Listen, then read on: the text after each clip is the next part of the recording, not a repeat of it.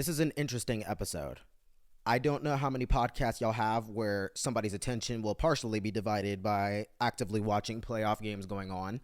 And I always do these with like these mini intros to intros. I don't think that this one needs a whole lot of that. We can just go ahead and get into the meat of the podcast. Let's go ahead and get into it. Roll my intro. Elite Episode 8. It's the Live from Blueland podcast. Y'all still listening to this thing? Let's get into what we diving into today. The Stanley Cup playoffs are 1 week in, and it's proof that I know puck, for the most part. 16 teams, 8 series. Let's see how mine and your bracket is holding up. We got some news from around the league, including coaching moves and another former All-Star retiring. I'm pressing the issue, Ryan Smith. Utah's getting ready to decide on a name, or getting ready to not decide on a name. I got my favorites, so let's debate this again. And some news regarding the government, a social media app, and how it affects your boy Blueland heiress. We gotta have a talk regarding my future. Let's not even waste time. It's playoff season.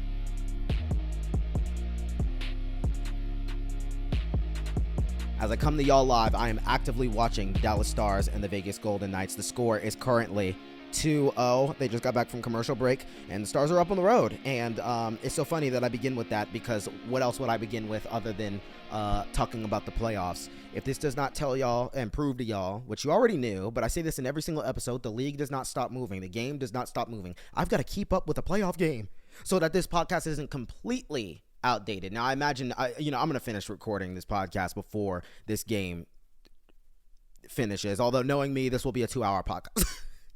Sometimes it runs over time. However, we've never had one that long. God, please don't let me go that long today. I'm going to try to corral it. I'm going to try to reel it in today while still giving y'all another good episode. I'm glad you're loving it. I appreciate y'all tuning in, because this is episode 8 of the Live from Blueland podcast with your host, your boy, Eris Brown, but better known as Blueland Eris, as many of y'all know me as.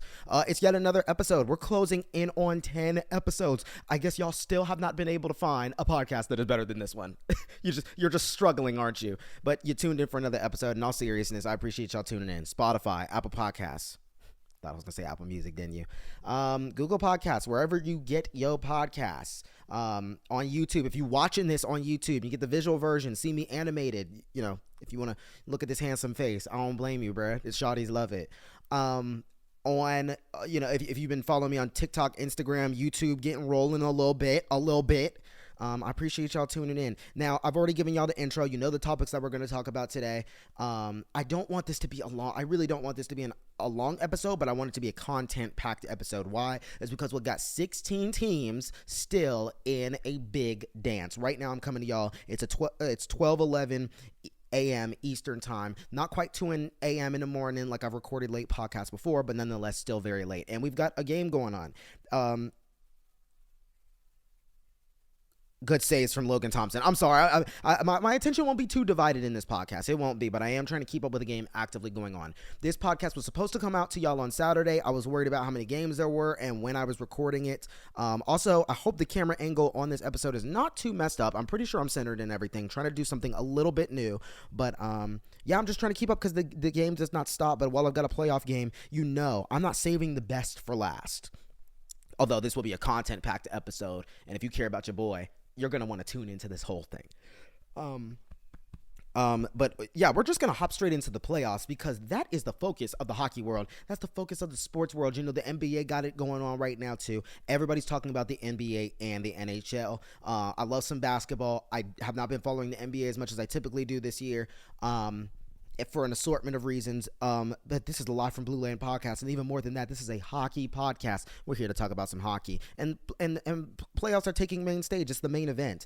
I just want to say, obviously, last week on the podcast, it was last week on the podcast, I gave my bracket picks and who I thought was going to win in the first round, and based off my first round picks, who I thought was going to go all the way and win the cup. So now y'all know that the Rangers are indeed my Stanley Cup final pick to end their drought and break the President's Trophy curse and stop it at 11 years. With that being said, we're looking back at my bracket and everything that's transpired in the playoffs. I asked y'all on Instagram in a poll. If you don't follow me, it's Blueland Eris. There's no other one. I'm that on every single platform. we'll talk about platforms in this podcast as well. But I asked y'all in a poll, a couple hundred people voted in it, and I asked y'all, how's your team holding up in the playoffs? I was trying to see gauge how y'all feeling about the playoffs. The options were people who were confident that their team's going to win the cup, and there's a couple teams that should be confident that they can still win the cup. People who think that their team is just completely done. There was a couple of those. People who don't know, because boy, some of these series are close. And people who didn't make the playoffs. And we got 32 teams. Half the teams don't make it. So we got 32 teams. Half the teams don't make it. But I was trying to gauge what y'all are feeling. But I did my bracket challenge last week. I've got my own bracket. The brackets are closed. But everybody who's in my league, shout out to you. We're going to talk some more. I'm going to talk some more with my group and everybody who's in my bracket challenge. Don't come in last. Hopefully you don't come in last. If I come in last in my own damn bracket challenge league, I might delete all platforms. I might have to. However, it's not looking like it's going to go that way because I know Puck.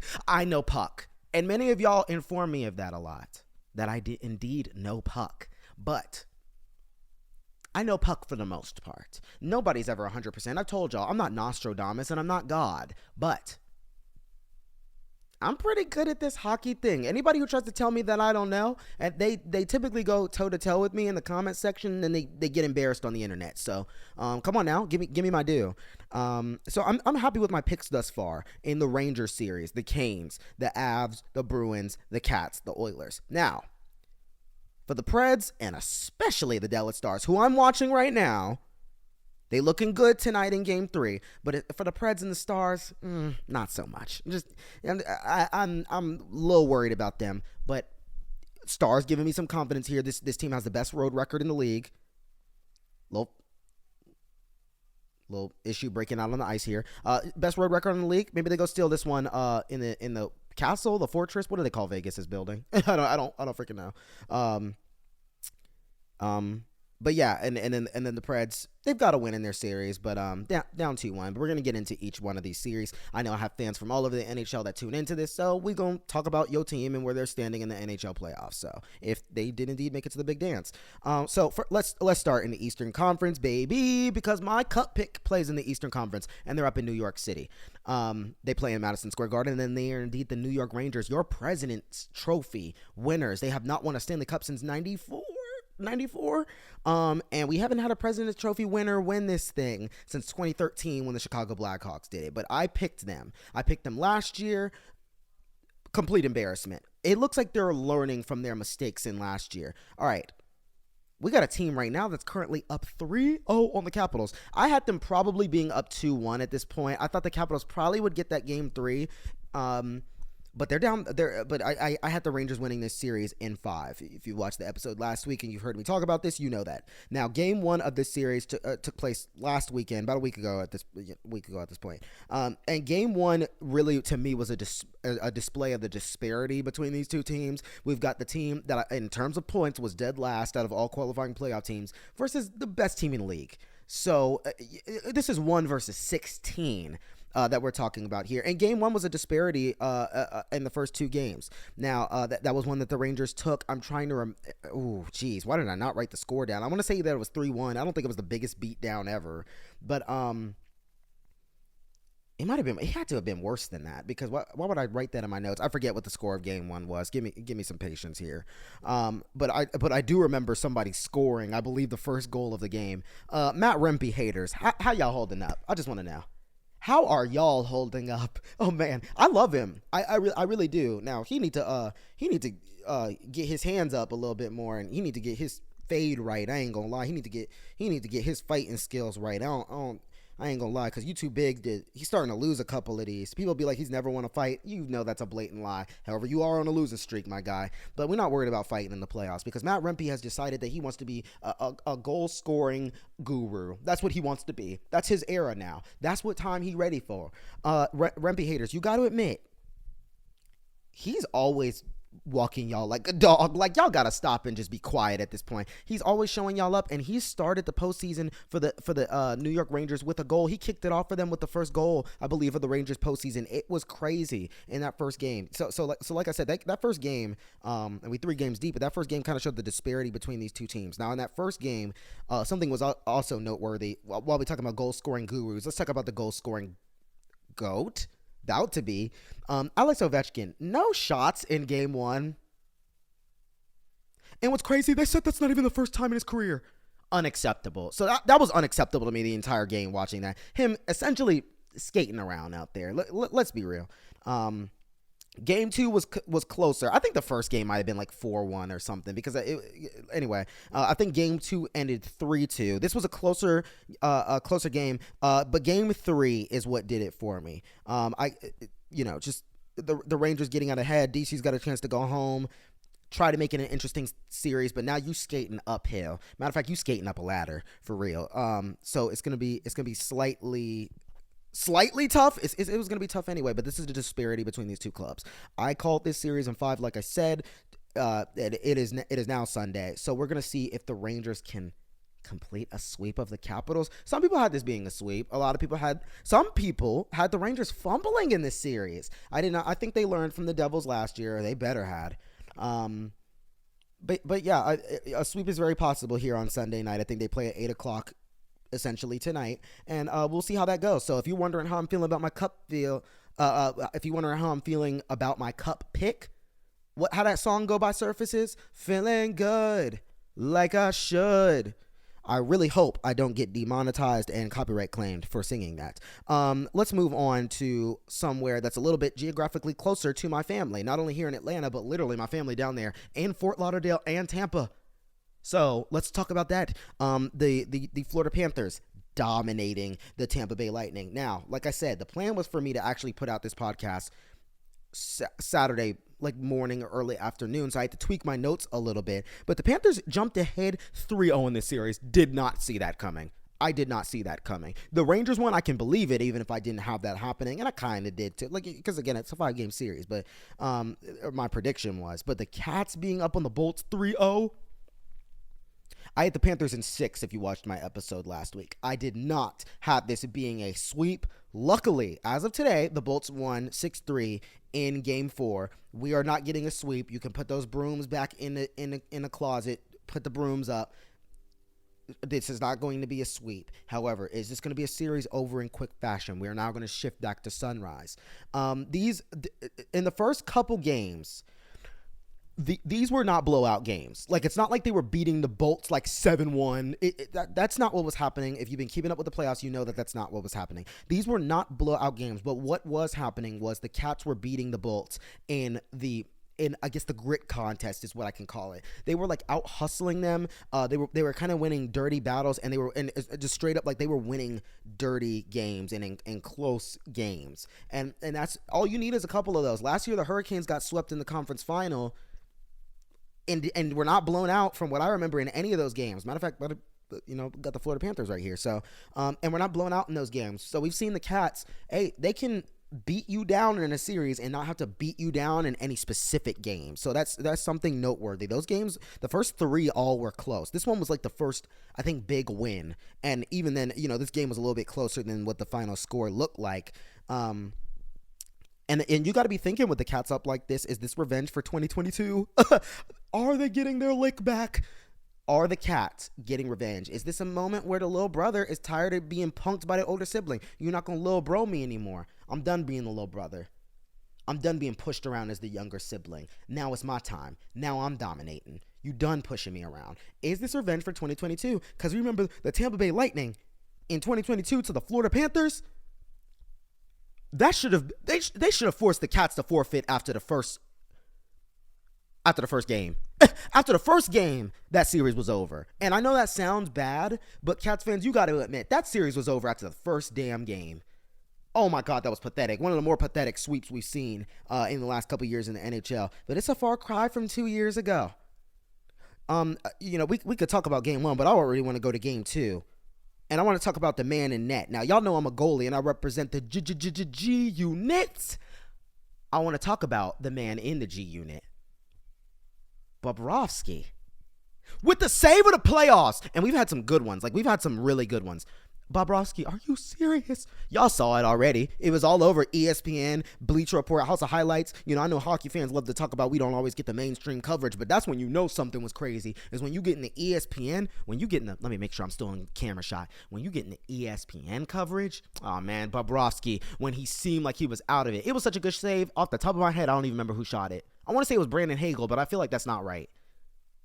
I don't even remember who shot it, but he got sunned. Oh man. Absolute robbery. Check your pockets. Grand theft Bobrovsky. Really save of the year. Best save I think I saw in the NHL this year. We had some really great ones. I think Jonathan Quick had like a scorpion or something crazy that rivals this one, but one of the save of the year candidate. Verhaeghe with the OT winner in game 2. Again, these were close games early on. Verhaeghe killing it in this series. I believe he had a goal today as well, even though the Panthers were not able to triumph. He had, I think it was either to this point, I forget, because I had to tweak my notes, but 2 goals and 3 assists thus far. I think he added to that today or got to that total today. The Bolts got out hustled in their own home in Game 3, which is something that you rarely see from them. That's why I was shocked to see them down 3-0. Like, let's be real, many of us were shocked to see them down 3-0. I noticed a lot of people also had the Cats in 6, so I feel like that was a common pick. Like, I didn't do anything oddball here. Some people had it in 7, but like almost all of us thought this was going to 6 or 7. So for it to start 3-0 was crazy. It just didn't. It was just flat out crazy. One thing that I was calling for after Game 3, after Game 2, but especially after Game 3, and they were down 3-0. Okay, this game is tied. The Golden Knights have just tied it at 2-2. We're gonna talk about the series in a minute, and by the time I finish recording this, we might have another team down 3-0. Oh my goodness! But one thing that I wanted to see after Game 2 was Nikita. I wanted to see him attack with his shot more rather than always facilitating. 100 assist season, we get it, but that's what I wanted to see more from him, especially. And I remember, they went down 3-0. We've seen it. We've seen the comebacks. We haven't seen that in the NBA, but we've seen it in the MLB and we've seen it in the NHL. So it's not insurmountable, but damn, it's insurmountable's sibling. At that point, I'm pretty much counting you out. I'm gonna be real. But what was the last one? The Kings came back from down 3-0 on the Sharks. I think that's what it was. Man, that's back in the day. That's back in the day. After, press conference, down 3-0 to their rival in the Battle of Florida, John Cooper gets on the press. I got the quote right here. And he was just real. He was real with his team. I thought he was addressing the fans at first, but he was telling his team, it's tough. I quote, it's tough when you get in situations like this. What you're going to say right at this moment. But the talk was, we want the believers to show up at the rink tomorrow. And if you're not going to believe, you don't have to come, so we'll see who shows up tomorrow. He was clear with his team. If you don't think we can come back from down 3-0 in the series, just don't come tomorrow. Now, keep in mind, you will be on the trade block. That's the silent part. He didn't say the silent part out loud. Now, keep in mind, you don't come to practice tomorrow, you will be traded this offseason. But yeah, he was just like straight up. We only want the people who believe that we can still win this series in here tomorrow. I think they believe that they can still win this series. They showed it today, 6-3 win. I had the Bolts winning the next one, and I was right. So now this is a 3-1 series, but I do now have the Cats closing this out when we go back to Sunrise today. Kucherov, no goals still, but 3 dimes, 3 assists today. Brandon Hagel with 2 Gs, 1 assist. Victor Hedman, he had 3 dimes as well. Braden Point, a goal and 2 assists. Stammer, vintage Stamkos with 2 goals today. The Lightning looked like a team that actually would be tied in the series through 4 games. That it will be a 2-2 series, and we get this game from them. Maybe too late. We'll see. We're going to go back to Sunrise in a couple days. We'll see how that series holds up. But I am shocked that it's going back to Sunrise 3-1. And it was 3-0 at one point. But the Lightning, no brooms in this one. You want to talk about 3-1 series? Let's talk about one up north. How many times do we have to do this century? How many times do we have to do this in history? The Boston Bruins and the Toronto Maple Leafs. I said I picked the Bruins in 7. It is in danger of not going to 7. But I did pick the right team. Again, one moment. I picked a number of teams right, and I'm happy with my picks. The games is a little shaky, so I can't have a perfect bracket, but no one will. So, I'm not going to lose too much sleep. Hopefully I still get to show y'all that I know puck. We got a kind of a long ways to go. We'll tap back in next week to see how everything unfolds. So tap in for episode 9. Tap in for every episode with the Live from Blueland podcast. But yeah, the Bruins are up 3-1 on the Leafs now. Toronto, Leafs fans. It can't be happening again. It can't be happening again. And I'm going to say something and they going to go off on me. I don't give a damn. Y'all, I'm going to say something at the end about what y'all got to do about this team. You're not going to like me. But you really need to not like this series thus far. Lost both games back in Toronto. But the first game to me was just a scrimmage for Boston. That was a 5-1 win. That Austin Matthews yawning net miss, if you remember that game, when I think Swayman was just down and out and Austin hit the post, I think. I don't think he went wide. I think he hit the post. Yawning net, though. And this is someone with 69 goals from this season. And yawning net and missed. And that summed up the Leafs game right there. 5-1 beatdown. Swayman with a good dub in game 1. But they switched to Linus Ullmark in game 2. I don't really know why. I think someone said that Linus Ullmark, I don't really remember because we were too busy laughing at y'all last year. In the worst choke in hockey history for a whole season, because you choked the whole season, not a series. But Linus Ullmark starts in game 2, and I think last year people said he hit an injury and they felt like they were affected by that. Okay. Anyway, he starts in game 2 instead of staying with Swayman, who won in game 1. And we got a little bit of a Boston goaltending carousel. Odd. Linus starts game 2 and plays fine to me. He plays a fine game, but Ilya Samsonov clearly went into this game and said, put some respect on my name. Put some respect on my name. He was going crazy in net, putting up the wall. Samsonov actually 27 saves on 29 shots, a .931 save percentage. Austin Matthews got the first of his series in first goal of the series in game 2. Plus he, hamburger helper, getting 2 dimes as well, led his team to the series tie going home. Now my mind's starting to shift. All right, we going back to Toronto. The way it's going, I was thinking it'd be 2-2. Going back to Toronto, the building's going to be jumping. But the building wasn't jumping. It was seated pretty much the entire time. So going into game 3, now we shift to Toronto. 1-1 series. Again, Linus Ullmark played well in game 2. His team did not win. They go back to Swayman. Jeremy's in net. He's back to ballin'. He put up a .933 save percentage, 28 saves on 30 shots. Bruins win 4-2. It is now a 2-1 series. And then earlier today, like I said, the Bruins go up 3-1. Actually, that was just not today because it's midnight, but you know what I'm talking about. Like, I guess if you time zones. But anyway, this is not going up until Sunday, but nonetheless, it really wasn't even that many hours ago. It was just a couple hours ago that the game ended. But yeah, Marchand has been a rat in this series. Remember, I think it was him and Bertuzzi got into it in the first game. Sheldon Keefe had something to say, something to say about how he can get away with stuff and it's actually an art. But he's a rat, but he's producing. A lot of us hate him and don't like him, but he does produce for his team. He wears the C. 2 goals and 1 assist in game 3. He had 6 points through 3 games. Now he's added a goal. He's added an assist in this last one to lead his team to a 3-1 series lead in the series. Pasta La Vista, baby, had a goal today. Another one of the elite players in the game. 120 plus point season. I forget how many Pasta finished with, but again, in any other season, this is somebody, Hart Trophy finalist he's been before. And this is explaining why the Bruins are up right now. If you want my take, and I guess I can speak on I'm not no Leafs fan, but I can speak for Leafs fans here. I need Austin Matthews to get unleashed. Well, here's what I was thinking. Going into game 4, I needed Austin Matthews to get unleashed in this series. Start putting up these goals. Sun them. Let them know why you're the top goal scorer in the game. Marner had... with Mitch Marner in this series, through 3 games, I was like, does Mitch Marner plan on showing up to the series at all?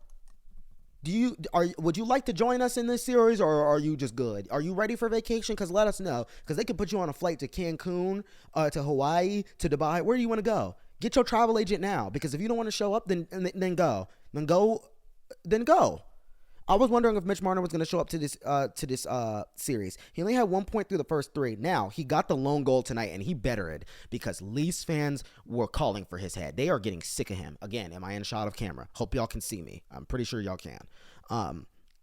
If you're watching this on YouTube. But yeah, he had the lone goal tonight. But Leafs fans were getting tired of him. There is more to be desired from Morgan Rielly as well. Willie Nylander returned tonight, but it was not enough to put them over the edge. And Toronto, I'm gonna just say it how it is. You are about to get clowned by the same franchise for, I believe, the fourth time in this century. You are about to yet again fall months short of your cup destination that you set out again this year and have the tools to go get, but you're falling short yet again.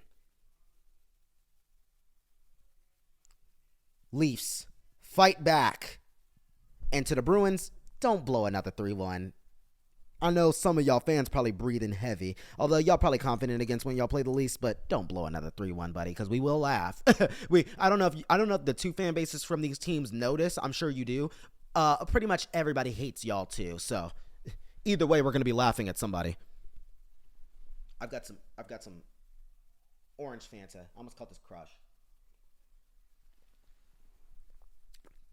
I should have just said soda. That ain't no sponsor. I don't have the views for a sponsor yet. Or do I? Stay tuned. And then let's talk about the last Eastern Conference a playoff series here. This one took place today as well. I watched this game, and I've got to cut back on my melatonin because I take it for sleep, but I will sleep fine, but it will have a double take effect to where you will get tired during the day. I'm getting tired of taking these naps. I just could not stay up, and I missed the OT winner. I'm not too mad about it, but I did miss the OT winner. I was fighting to stay awake, and I could not do it. I just gave up. So, let's talk about the Canes and Isles. I almost got this completely right. Islanders fans were not too mad at me. I didn't get any Islanders hate from what I saw, or maybe I just didn't see it. But if you saw my bracket challenge pick last week, I had the Islanders getting swept. And because I felt like there had to 8 series, if there was somebody going to get swept, I felt like the Islanders in this mismatch, it was them. They played so well going to the playoffs. I never said they don't deserve to go to the playoffs, but I was like what Biz said last week on NHL and TNT for the playoff kickoff. There are 2 teams that I don't believe can win the cup, and really it was 3 because no offense to the LA Kings, but y'all kind of were in that too. But they're better than the Capitals and the Islanders. I agreed with them. I was like, there's 14 teams that can win the cup. And that's no shade to the Islanders. It's just the Canes were really playing like bats out of hell going into the playoffs. And I just felt like this would be it. I was wrong. This is not going to be a sweep. But it is another 3-1 series nonetheless. Forget game 1. Great game. The better team just won. The first game of the series was really great. I remember watching it. What the hell was game 2? I know y'all been waiting to hear from me. Let me tell y'all something. I missed it. I missed all of this game. Pretty much all of this game. The Isles were up 3-0. Y'all, I went to Wingstop. To get something to eat. I was on FaceTime with my bro, and I was like, bro, what if they? I think I even told him. I was like, bro, what if they won? I was like, what if they came back and won? I went to Wingstop, picked up my order, and by the time I got back in my car, the Canes were leading the game, and then they finished them off. I mean, that was the one that the Islanders really needed. Had the Islanders got that one, and it changes momentum and how things work in the series. This is a different series, but because they lost that, they eventually ended up going down 3-0, and then now 3-1, they've saved themselves. Game 3, they got outplayed back at UBS Arena. Freddie Krueger, I like to call him Freddie Krueger. Y'all know him as Freddie Anderson, but with the saves that he be making, he causes nightmares. And you want to talk about nightmares? He had the second best save in the postseason after Bobrovsky, literally lying down on the job and snagging one out of the air. To me, that ended the game to me, and that really ended the series. I know that sounds bad, but it really is true. Now, with that being said, the Isles get a gritty, no-quit win today, 3-2 in double OT. We're not going out like that in front of our fans. I had planned when I went into this episode to tell y'all I need Barzal. I need Matthew Barzal to get loose in this series. Get loose. He did it today. 2 goals today. I believe he had the OT winner. Again, slept through it. But he got 2 today, so he did exactly what I needed him to. Sam, 42 saves on 44 shots. Varley getting chance throughout the building from the Islanders faithful. He was unreal. Noah Dobson with a helper. He needed to get involved. He did today. Pitched in, helped them get a win. Now, for Carolina, this needs to end when y'all go back to Raleigh Tuesday. You don't want this to be 3-2 and you go back in UBS. Don't make me hit this Reggie Miller.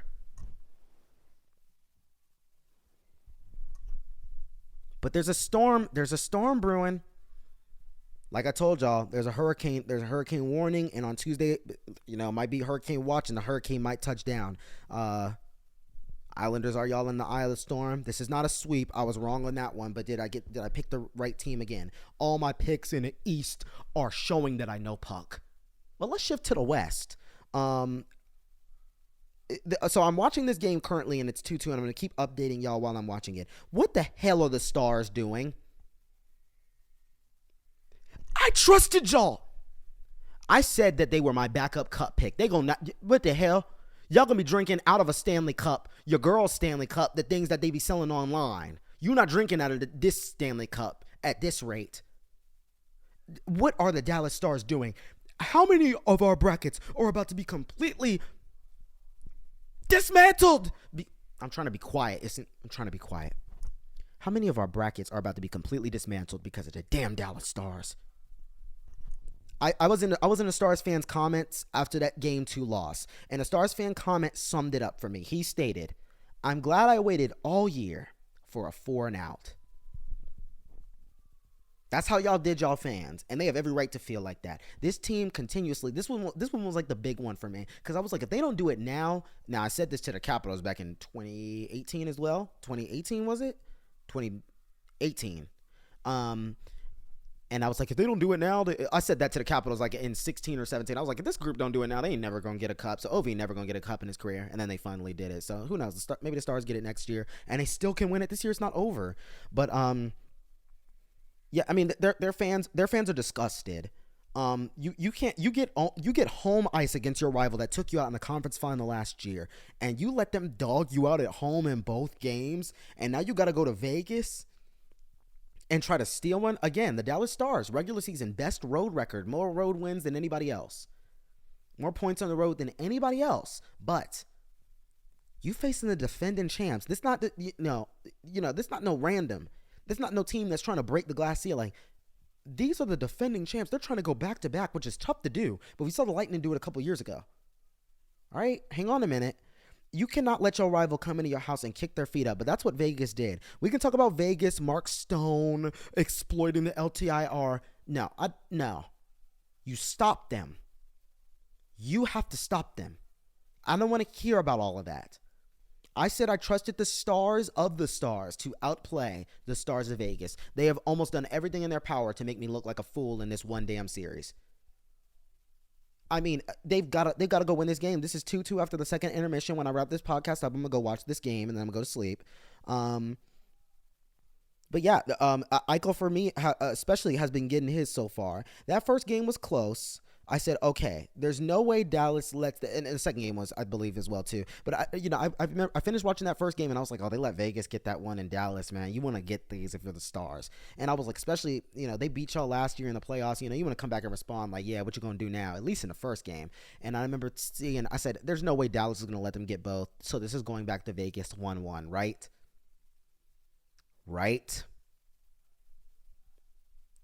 Dallas, please do not do this to your fans. If they go down 3-0 tonight, bro, y'all, Dallas Stars faithful, they mess with y'all, but they saying in the comments, y'all really no different than the Cowboys, and that's got to be painful. Come on, y'all. I don't see how they can go back to Vegas, and, they're playing now, so that was a note that I had before. I was like, I just don't see how they can go back to Vegas and get an upper hand, because like I said, Vegas was one of my cup favorites too. It's just unfortunate that two of my cup favorites are playing in the first round. That's like the next series that I'm going to talk about. To me, there's no possible way either one of these teams gets swept, but I knew that there was no possible way that the Stars get swept. There is no way the Stars get swept. I'll keep updating y'all on this series. Game 3 going on as I speak. They in the intermission report. They got Liam, Biz, AC. Shout out AC and Hank and the boys and the crew. They talking about it right now. 2-2 game. I'll keep y'all updated. It'll be over before this podcast will be over before I can get to that though. Can we talk about another series where I'm not wrong yet? Another series where I'm not wrong yet. But I'm trending the wrong way. Are we not talking about the Avs Jets? Oh, okay, I lined that up wrong. Okay, so let's talk about a series where I'm not wrong yet, but I am trending the wrong way. Let's talk about the Vancouver Canucks and the Nashville Predators. I started this when I talked about the bracket challenge last week.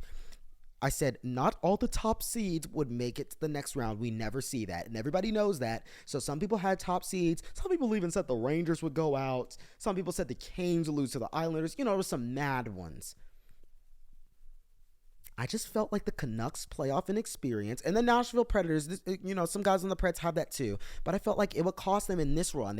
I see them going deep next year, the year after that, winning a cup in the next couple years for sure, but, very possible. But I felt like they would be the team to bow out to their lower seed.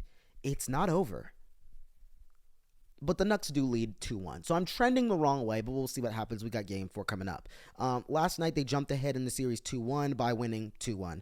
The Preds, to the Nashville Predators, y'all were down 2-0 the whole damn game. You want to get one goal at the end. You can't wait the whole damn game and wait until the last minute to get a goal. Come on now.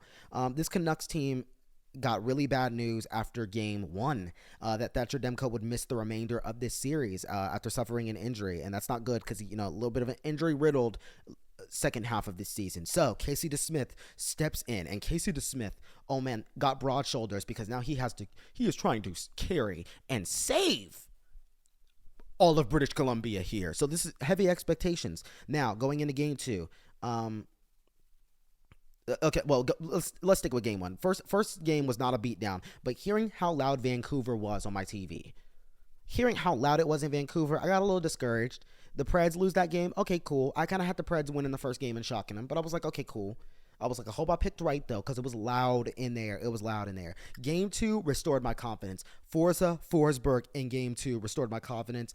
He got to work. He got to work scoring, and it was headed back to Nashville 1-1. And I told y'all it gets different in Smashville. However, they're going to have to play better, especially offensively, than they did yesterday. And not yesterday, Friday night. I'm sorry. Y'all know what I'm talking about. Again, it's midnight. You on that fine line where you kind of, it's the next day, but you're not thinking like it's the next day because you haven't gone to sleep. Nashville just seems like one that it just seems like y'all should have just jumped ahead of the Canucks last night going home. That was your opportunity. You stole one on the road. You're going home. Show them. You in trouble. You really in trouble, Vancouver. They're up 2-1 now. You don't want to go back to Vancouver down 3-1. Casey DeSmith stood on his head. Can he continue? They're going to build a statue for him in Vancouver if they can go deep. You cannot be, and this was the embarrassing part. You cannot let a team beat you and they only shot 12 damn times on goal. And what's crazy is this apparently haunts the Predators because the Canucks became the first team to win a playoff game. The Canucks became the first team to win a playoff game with only 12 shots on goal since Pittsburgh beat, guess who? The Nashville Predators in game 1 of the 2017 Stanley Cup Final. Nashville, are you serious? Bruh, don't let that be the plague and joke of y'all franchise. You got to shoot 3 times in a game and you can win against the Preds. Now, game 2 also had like 8 shots combined as well. Neither goalie had 20 shots on goal. 20 shots against. So, not a whole lot of shooting going on in this series. There's 2 shots on period per average combined. Don't know why the hell this went all the way back to the top of the page. Let me scroll back down. But this series ain't over. This is a 2-1 series. I expect the Preds to tie in this next game. But I need things to start trending positively again so I can keep saying that I know puck. Let's shift to the Oilers Kings. Again, I already talked about this. Kings fans, I know y'all got to be tired of this. And they are. They're tired of this. They're tired of this. Game 1, I was thinking a sweep. No joke. The way y'all played in that first game, I said, okay, never mind. They got swept. I had the Oilers in 5? I had the Oilers in 5 in the series. I have to remember. Was it 6 or 5? I was like, knowing the Oilers and how they give up games in the playoffs, it'll probably be 5 or 6. It'll be 6 or 7. But I was like, I'm gonna take the Oilers in 5. Yeah, the first game I was thinking it was gonna be a sweep. I had the Oilers in 5 in the first game, and I was like, wow. The first game I was just like, wow, Cam Talbot Cam Talbot just doesn't have it right now. And I hated saying it like that, but I was like, Cam just doesn't have it right now. And it just felt like the last couple years when it comes to this playoff series. So not a whole lot of confidence from me after the first game. Shockingly, the Kings did get one in Edmonton, but we've seen that in the last couple of years too, that they can steal one in Edmonton. Now Edmonton won on Friday night, and it was an assault. I believe that they should have been tried in front of a jury of their peers because it was an assault. A billion penalty minutes. If you watched it, it was a mess. It fell apart. This was just a mess at the end of the game. Connor McDavid, 6 points so far. What do we expect? What do we expect less from the best player in the game? Do we expect less? Zach Hyman, can somebody tell? I'm going to sound like such a hater when I say this. Can somebody tell Zach Hyman that he's not Ovechkin? I'm not even joking. I wish Zach Hyman was so cocky. I wish he was like actually disrespectful. I'm just chipping in for my team. I'm really one of the best goal scorers of all time, so it just comes naturally to me. Like, I don't know. I'm really up there with Gretzky and Ovechkin, and that's just what I do. Like, people think Ovechkin, Gretzky, Hyman when they think of the greatest goal scorers of all time, and that's what I do. I wish he was cocky. I really wish. It would be so funny because Zach Hyman thinks that he's Ovechkin. Nothing but tapping goals. That's all he does. He doesn't get him any other way. 4 goals in this series thus far.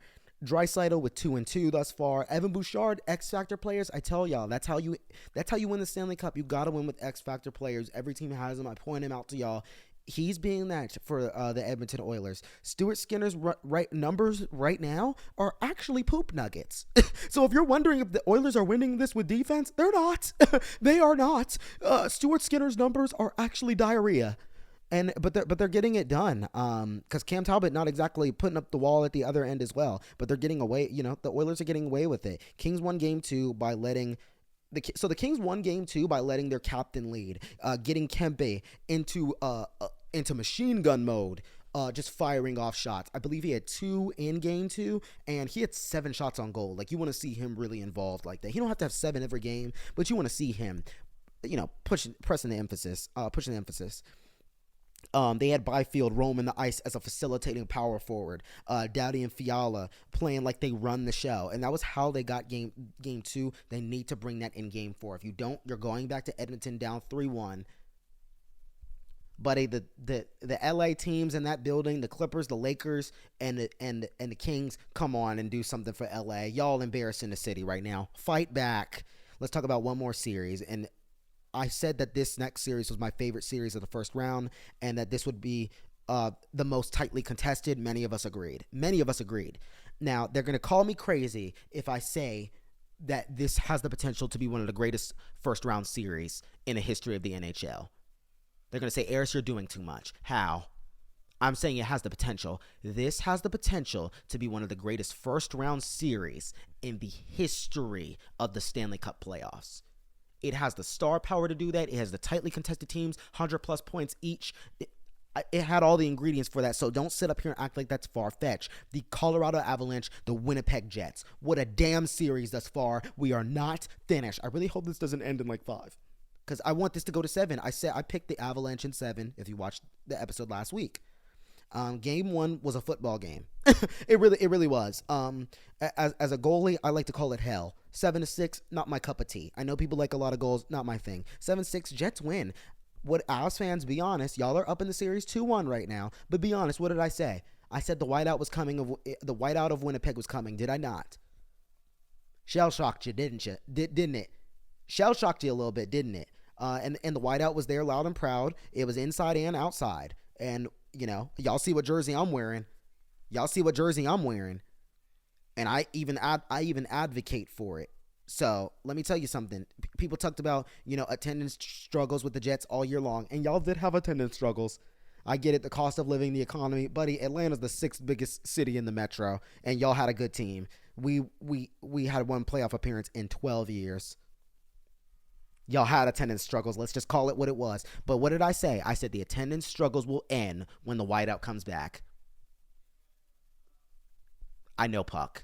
Come on now. I told you it was coming, and they showed y'all. Georgiev only 16 saves on 23 shots. A 696 save percentage. He couldn't stop a yoga ball.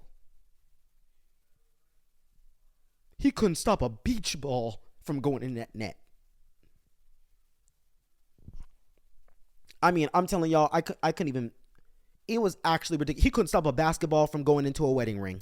I was like, you got to be joking. Georgiev cannot be serious right now. He was so awful through the whole season. First of all, it was a disgrace that he was an all-star. I hate sounding like that because I hate putting players down. I believe, the worst goaltending stats for a qualifying goal all-star in the NHL All-Star Games history. Go back and look. So already it was bad, but he's been bad all year in front of a team that had a chance to win the President's Trophy for a lot of the year. The Avs fans were calling for his head already, and then he goes out there and does that. And as Kyle Connor, Mark Scheifele, Adam Lowry, and Josh Morrissey get loose in the first game, 7-6 win. Entertaining game. 7-6, right? 1-7-5, 7-6. Now, how did Georgiev respond? It's all about how you respond, because you got to keep in mind, Anunin, who a lot of Avs fans, I told y'all in the episode last week, they wanted him to start in this series. They are sick of Georgiev. Anunin's sick right now. What a terrible time to get sick. What do you mean sick? Boy, if you don't drink some orange juice and some chicken noodle soup. But he's not available. So they got to stick with a goaltender who's like giving up 5 goals every time he goes in the net. It's about how you respond. Did he respond? Hell yeah. Game 2, in the absence of Anunin, he's got to stay in the net. Puts up 28 saves on 30 shots. 5-2 Avs win. They shut down the whiteout. This game was won on the backs of X Factor players. You know, Lekkonen's doing his thing in the series, but I really want to highlight Zach Parise turning back the clock. Is this 2013 on the Minnesota Wild? Zach Parise, what's going on? This is insane. Is this 2011? Is this 2012? Zach Parise, this is his final season, he said. He going out with a bang. He really led them to a win in that game. Game 3, Georgie went from, oh my God, he was going to be unsafe coming back to Colorado. He could have been mauled to death. Instead, we're getting Georgie Chance in Ball Arena. Oh, the tale of 2 starts?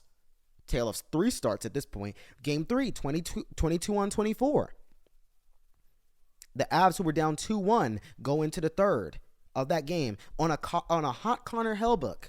I remember they were talking about it on NHL on TNT. I believe, was it NHL on TNT or was it ESPN? But they were talking about it like they're facing a hot Hellbuck, being the wall of Winnipeg to that point in Game 3. But the Avs do like Chris Jericho and break the wall down. 5 goals in the third period elevates them to a 6-2 win.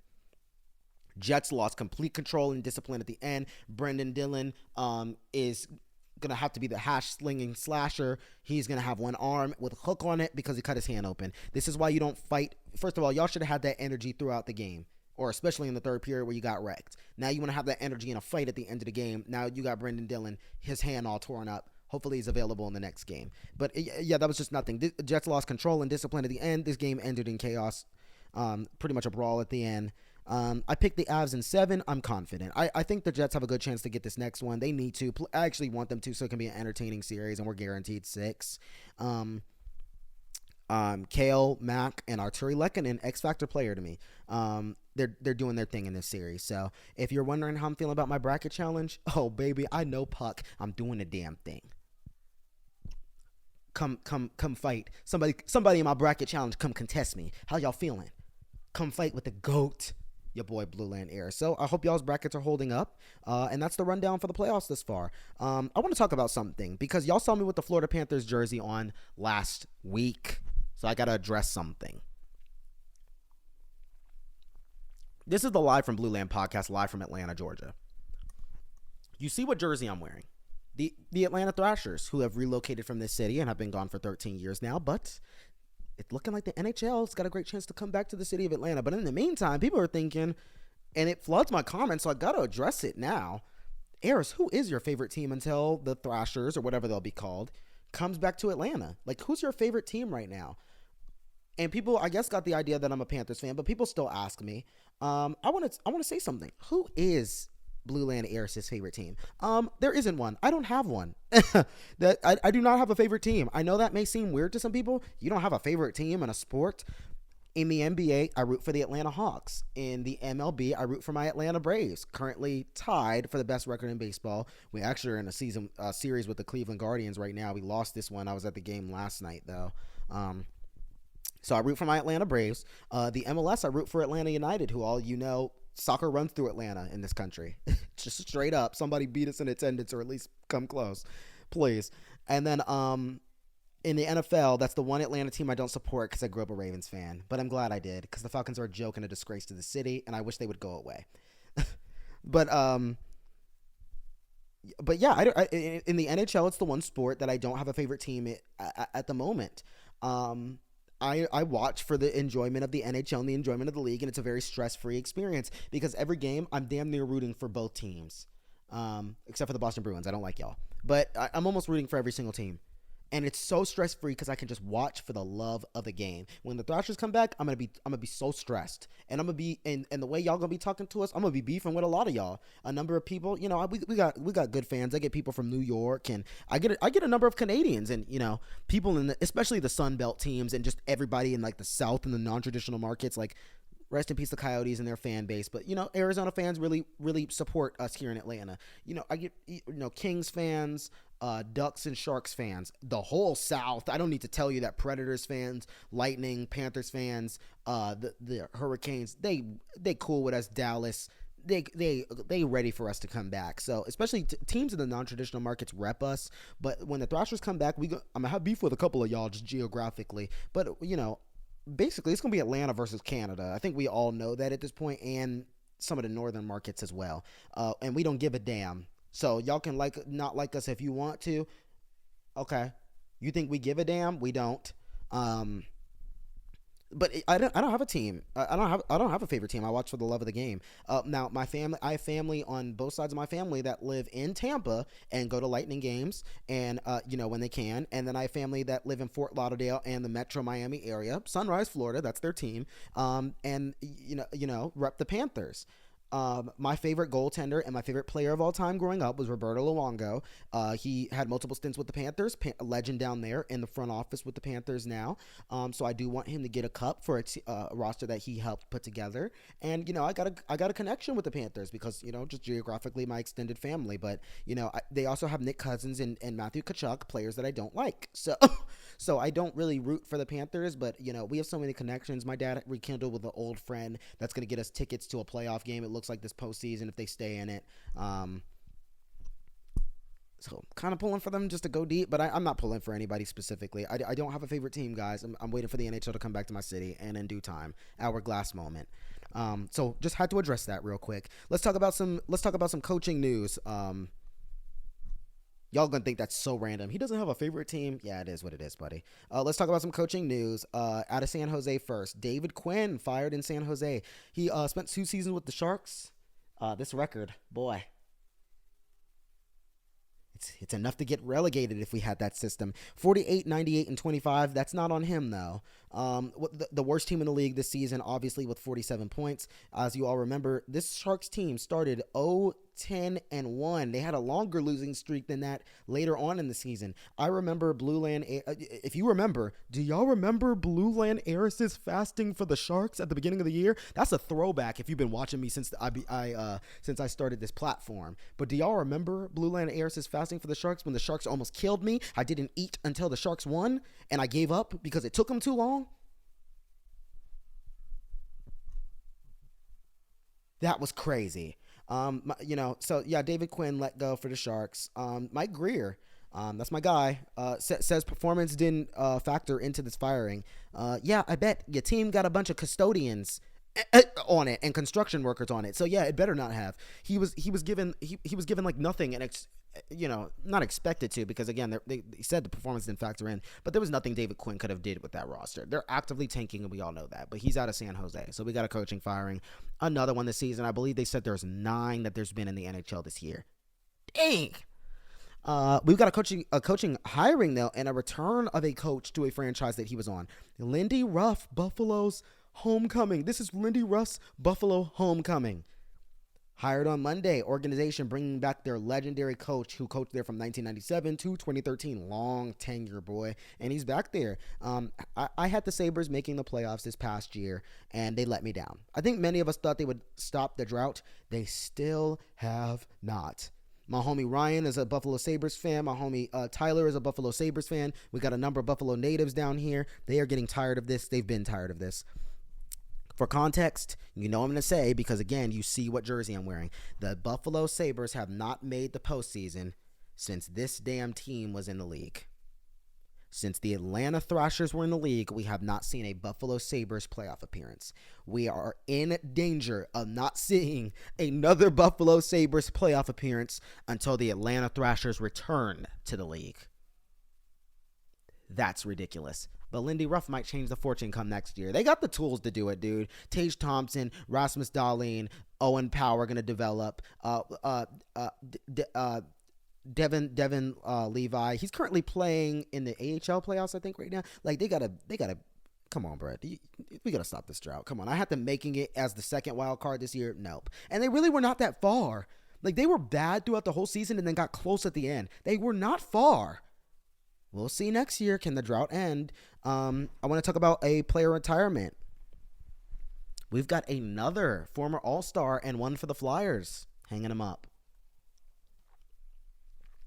It is Jakub Voracek.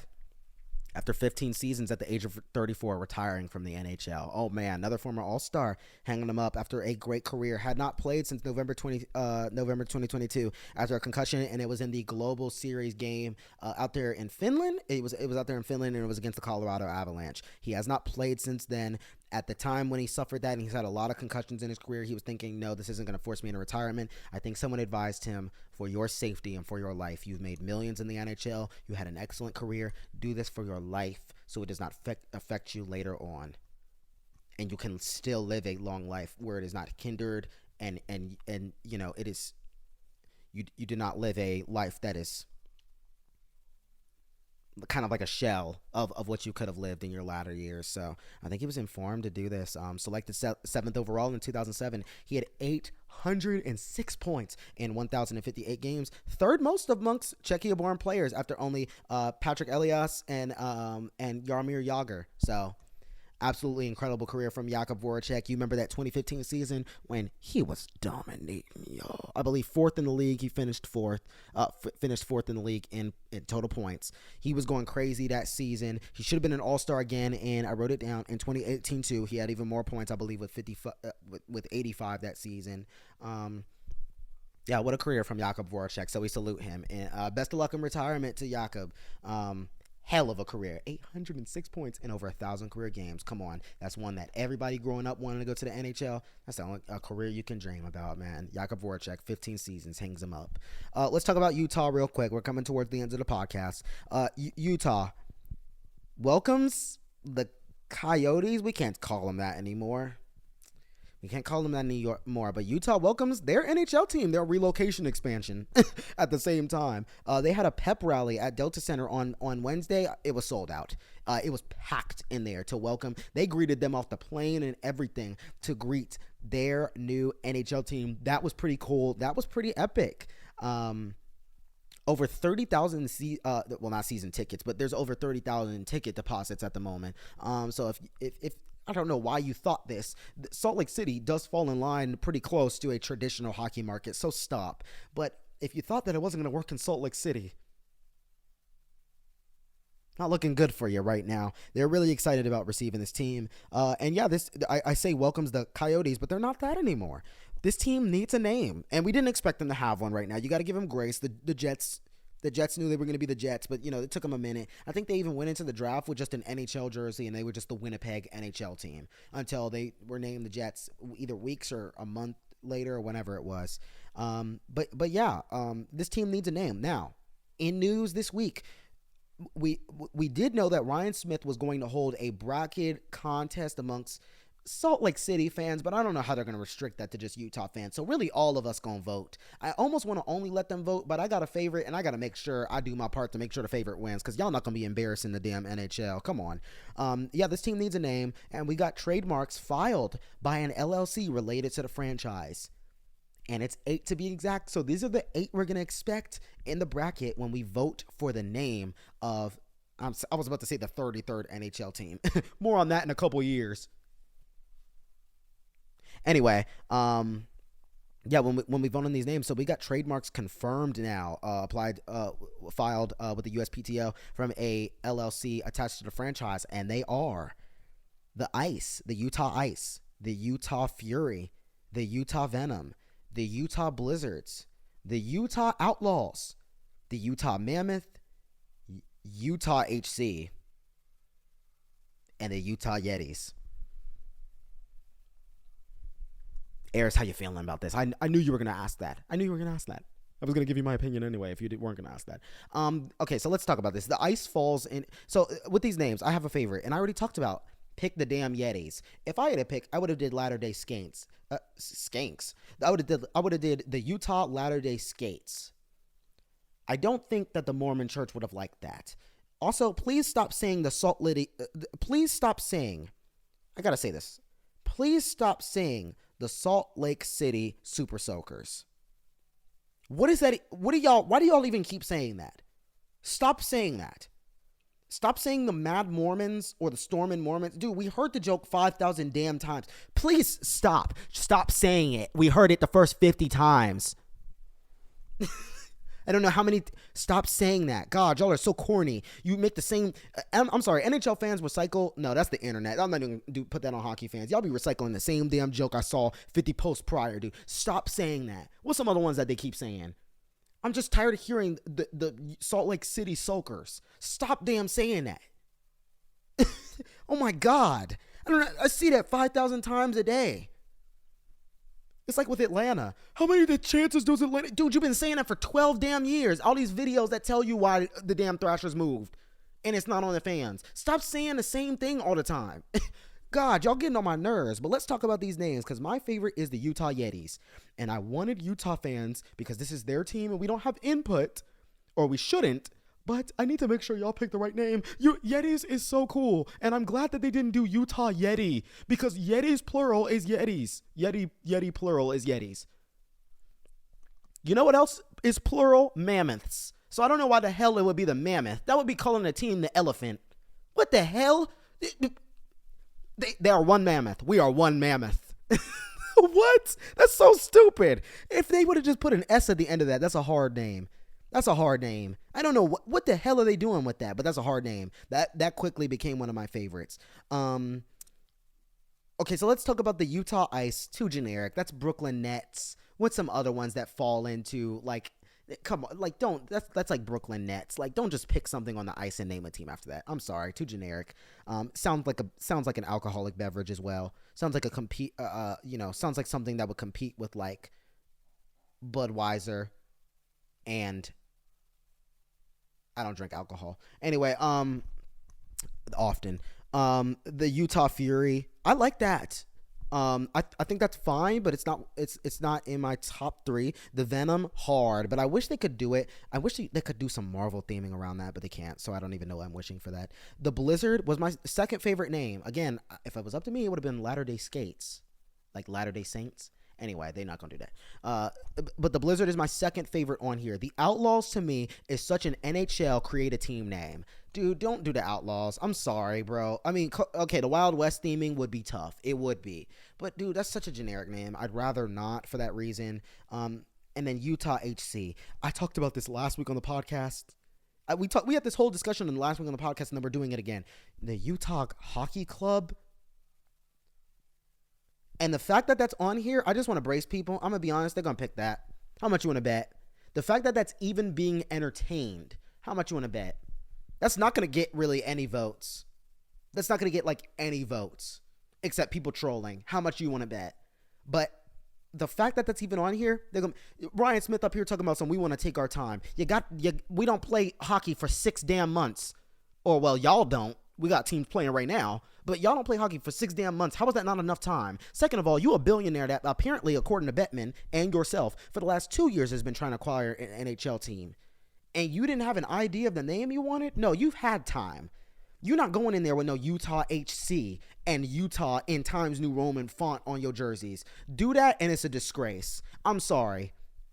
I'm sorry. You can't have this team with all the dysfunction, unfortunately, that came from Arizona, and they can't even get a name right starting in Arizona. You already got a doo-doo arena where can't nobody even sit behind the net. And now you're not going to have no name. Oh, my goodness.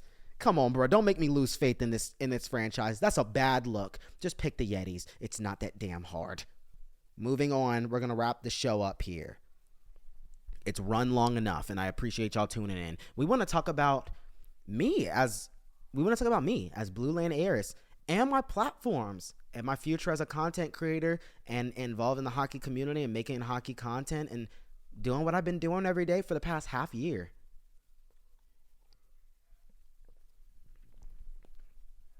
In fact, I want to say that maybe not quite. I want to say my first post was almost like a half year ago today, which is crazy if it was. Very poetic. So a little something happened earlier this week, and boy, they sure don't know how to move fast on issues that don't matter. You know, we got a whole lot of inflation going on in this country, job market crisis, housing. We got a housing crisis, living expenses through the roof. Historically, we've been talking about gun control. There's a lot of issues in this country. But a app that started as a dancing app is what we got to focus on banning because of some security reasons. I could get into that a lot, but it's funny how the U.S. government can move fast on this issue, but not issues that actually affect the American people. Oh, did you hear about TikTok? I'm sure you did. We've got an impending ban coming up. The Senate, after the House dominated a vote and sent it to the Senate for the ban of TikTok, that is either going to force ByteDance to sell it to a U.S.-based owner or get banned from the app stores. Now the Senate has approved it. It's going to Biden. He promised, last year? If it gets to my desk, I'm signing it. Will he still be president in time for it to go in effect and not be vetoed or whatever? We'll see. But TikTok got until January with an extension period if a deal is going on until April to say something back. To sell the platform, or they're gone. They're gonna go the way of Vine in a different way because Vine wasn't banned by the government; it was shut down by Twitter. But still don't understand why. But and I bring that up because, my platform started on TikTok. If you follow me on YouTube, some of y'all found me naturally, but a lot of y'all are here because of TikTok. If you follow me on Instagram, which has about a fourth of my following on TikTok, you found me because of TikTok. My TikToks were shared on Twitter, and I had to be told that because I hate that platform. TikTok's really been everything to me. You can say, oh, that's more Gen Z BS. Nobody cares about your stupid app. It's funny because we're in a time right now where AI is actively displacing jobs, where corporate greed is displacing jobs, and where the TikTok shop was liberating the job market and people bringing in income. Content creation, getting into the creator fund, was giving people another source of income. But you're cool with that going away because you're still mad about Addison Rae and the D'Amelio family doing some stupid dances back in 2019. Grow up. You're a grown man. Cybersecurity, don't make me start bringing up Mark Zuckerberg and some of the other billionaires who've been selling y'all's data internationally as well. But now you care. Nonetheless, I didn't want to talk about it too much, but I wanted to talk about what my future would look like. TikTok had, I guess, is it their CEO or their, kind of their spokesperson? I don't want to call him spokesperson. He stands at the forefront of TikTok, and I'm sorry, I forget his name. But he said, we're not going nowhere. We're going to challenge this. So TikTok, we about to see a duel of the century. We're going to see the biggest social media app arguably in the world go against the biggest government in the world, one of them, the biggest global power in the world. Oh, it's going to be a fight. In an election year, this is going to get crazy. But he said, we're not going anywhere. Don't worry, we're not going anywhere. We're going to see. But as for Blueland Heiress, I guess I got to share that sentiment. I'm not going no damn where. I don't care if I'm on TikTok. I'm already on Instagram, YouTube.